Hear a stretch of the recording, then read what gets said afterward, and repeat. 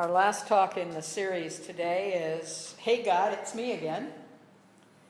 And the topic, Making Elegant Choices. Have you ever heard the saying, everybody has to be somewhere all the time? Or how about, no matter where you go, there you are? Silly, perhaps, but they're attention getters, maybe. Unarguably true that everybody does indeed have to be somewhere all the time, and that no matter where you go, there you are. Because we're always on the move. We're always moving physically. We're always moving mentally. We're always in movement emotionally. So the real question isn't really, are we on the move? The real question is, how's it working for you? And it seems to me that how it's working for me is directly related to the choices I'm making. Ernest Holmes, in his Science of Mind writings, often states that we are always evolving. In his words, the spirit or the spiral of life is upward. Evolution carries us forward. Eternal and progressive expression and expansion is its law. And there are no breaks in its continuity. Hence the title this morning, Making Elegant Choices.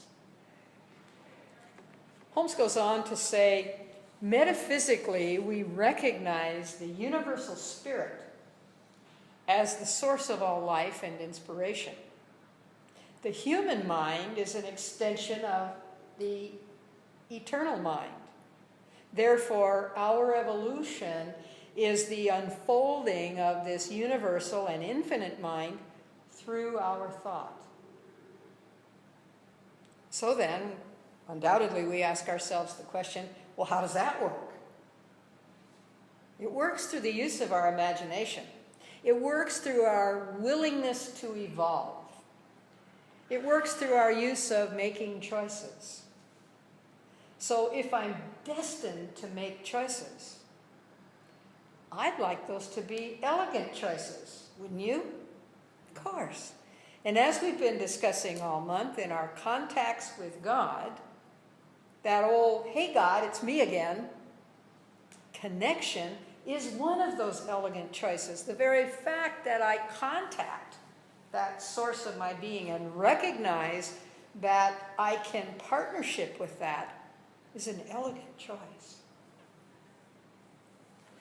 Marcia Sinitar's book, which I neglected to bring with me this morning, but I have it if you ever want to look at it, called Elegant Choice, Healing Choice, has been required reading for our practitioner students for many years now. Marcia Sinitar is an organizational psychologist, educator, keynote speaker, and a writer who you may remember started her writing career with the book, Do What You Love, The Money Will Follow. In the years following, she has written over 24 what are called self-actualization books, including Don't Call Me Old, I'm Just Awakening, and Work as a Spiritual Path. So I'm always glad to be reunited with Marcia's writings through this book, Do What You Love, The Money Will Follow, and then Elegant Choices, Healing Choices. In fact, the book, Do What You Love, The Money Will Follow, I gave a copy of to each of my 3 daughters when they graduated from college. And that was many years before I had found religious science and learned what that really meant. Now, as I read through the list of books that she's written over the last 25 years, I find her message of finding grace and wholeness in everything we choose becoming clearer and clearer to me. I've also noticed her movement through her own spiritual unfolding and expanding. So here's what I know. My body is always on the move. My mind is always on the move. My emotions are always on the move. And I'm always at choice for the directions that I choose, for those moves to go. Why not make those choices elegant? Marcia describes elegant choices as those which are healthful, those which have motive and quality. Elegant choices tend toward beauty, truth, courage, honor, those which are life-supporting in quality and motive. And while each of these qualities has individual and personal meaning to each of us, as she says, the common thread is the tendency toward them in our individual choices. Interesting. You know, Holmes says the same thing.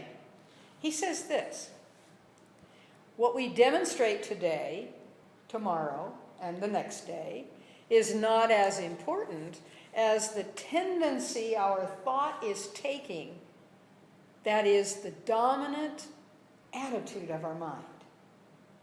If every day things are a little better, a little happier, a little more harmonious, a little more health-giving and joyous, if each day we are expressing life to a greater degree than the day before, we're going in the right direction. That sounds to me like being on the move. I recently read the autobiography of Andre Agassi, who was a premier professional tennis player for many years. Still plays, incidentally, but at a very different level with older members of the professional tennis group. But his story is a compelling story of choices, not always elegant ones. I mention that here today because his life is an example of evolving upward and onward in consciousness to a point where he began to make elegant choices. And one of those choices includes funding an $85 million project to buy property in one of the most economically depressed areas of Clark County, Nevada, in which Las Vegas resides, but I'm talking the whole county, not just the city of Las Vegas. Economically depressed county. Interesting, isn't it? He bought that property in order to build a $40 million K-12 school and to make it available to children who otherwise would have no opportunity to stay in school even through grade 12, let alone have a chance to go to college. Most of the money raised for this project came from his own pocket. That's $85 million we're talking about here. The rest of it came from his name recognition and sponsors who knew him because of his career as a tennis player. So let me give you a few more details about his life.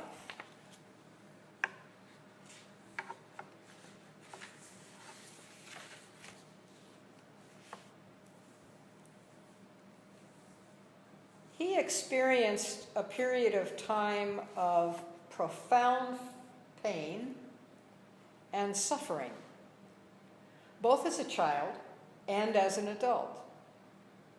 That pain was both literal and figurative, as he was pushed and pulled by others in his life to do and be something he didn't want to. He didn't want to be a tennis player. That was his father's dream. He didn't want to become a professional. That was his coach's dream. He didn't want to travel the world to play through physical pain and unrelenting fatigue and ceaseless commitments. That was his sponsor's dream. As a result, his career careened up and down, bringing even greater depression and disillusionment for him.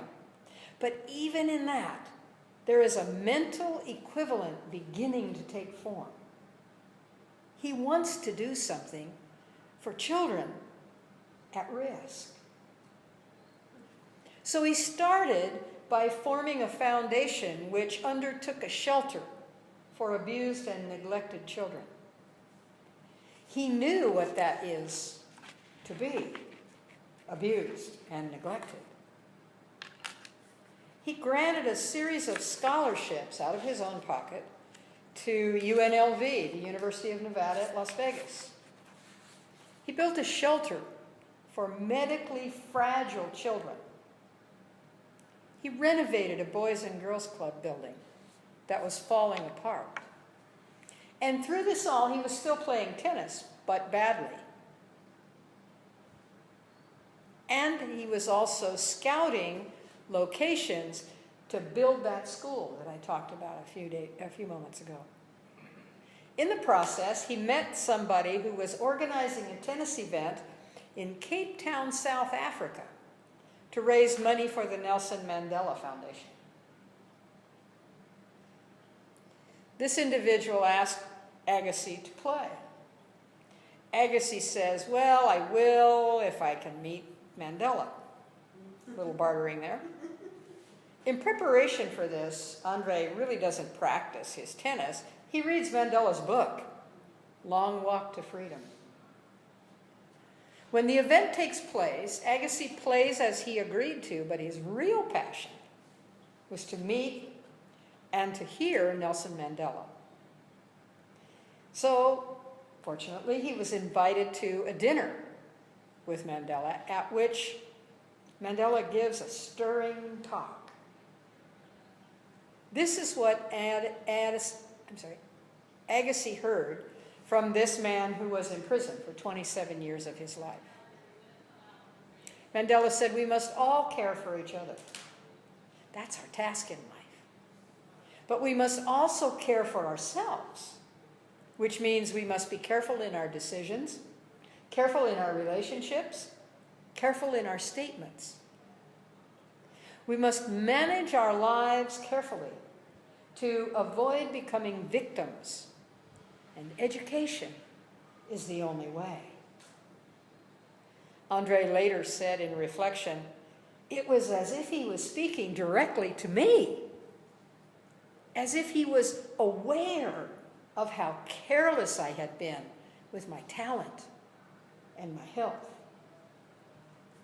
Mandela concluded his remarks that night by talking about the road that he had traveled.